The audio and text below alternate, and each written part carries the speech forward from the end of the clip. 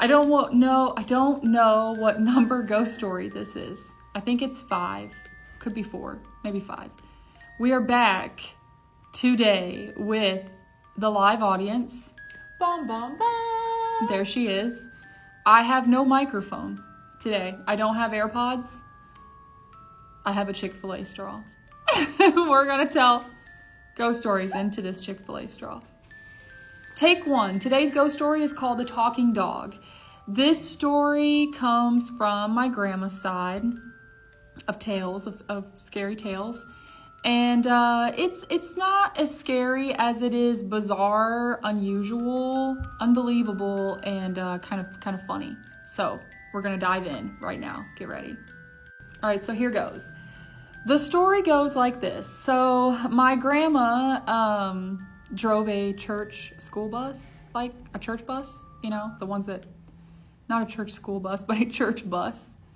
And I imagine this was probably like a Wednesday night because it wouldn't, or maybe it was a Sunday night. I don't know, but she just got off the bus with my mom, and their house, I've used this example because it's as close as I could find from stock imagery, but their house looks something like this. An older home, you know, on a street, my nose is itching, on a street in, you know, the city of Detroit, so lined cars and houses all the way down. But her house was actually the last one on a corner, so there was an alley on the side of the house.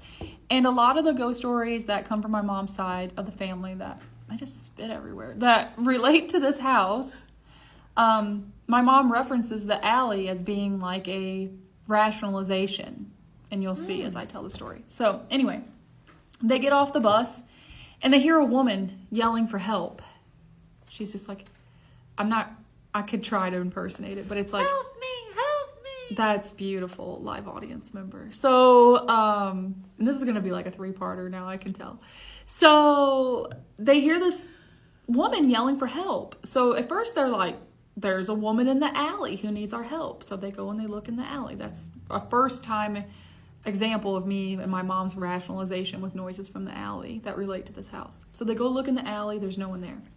So at this point, my dad is on scene and he's like, what y'all doing? And my mom's like, well, you know, my grandma, we're looking for this woman who needs help. And so they all start looking. They don't see anyone. There's no one on the street. There's no one in the alley.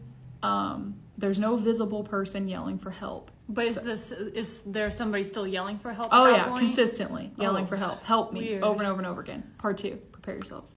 Okay, part 2. Ready.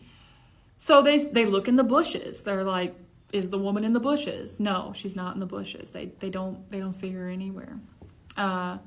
So they're looking around. At this point, someone in the group, my mom, my dad, or my grandma, maybe a neighbor, they've come out. Everyone's looking. And someone's called the police at this point. So the police, the city of Detroit police come.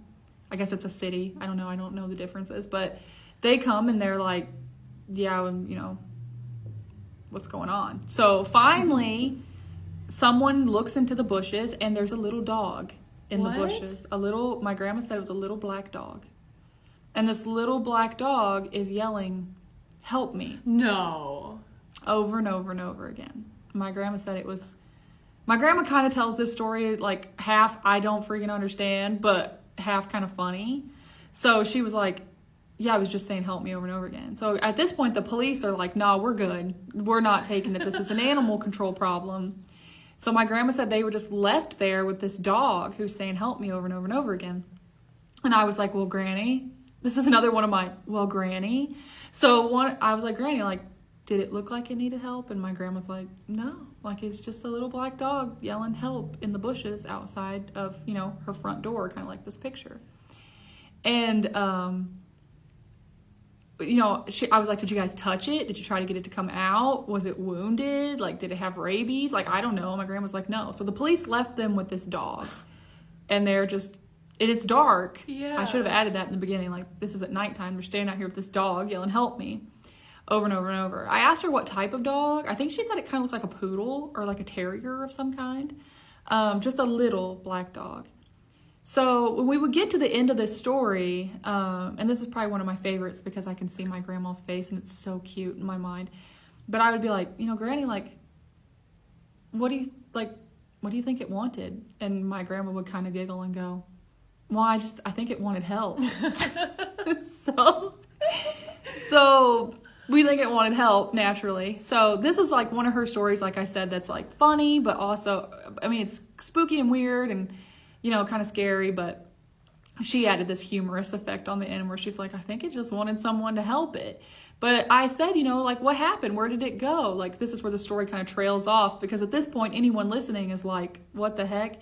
But she said basically it just wandered down the street. Like, it came out from the bushes and just wandered down the street saying, help me, over and over and again, like off into the night, this little black dog. And at this point in the story is when I would say, well, what do you think it wanted? And she would be like, I think it wanted someone to help it. Funny ending, but terrifying overall. But so terrifying. many questions. So many questions that we'll never have answers to.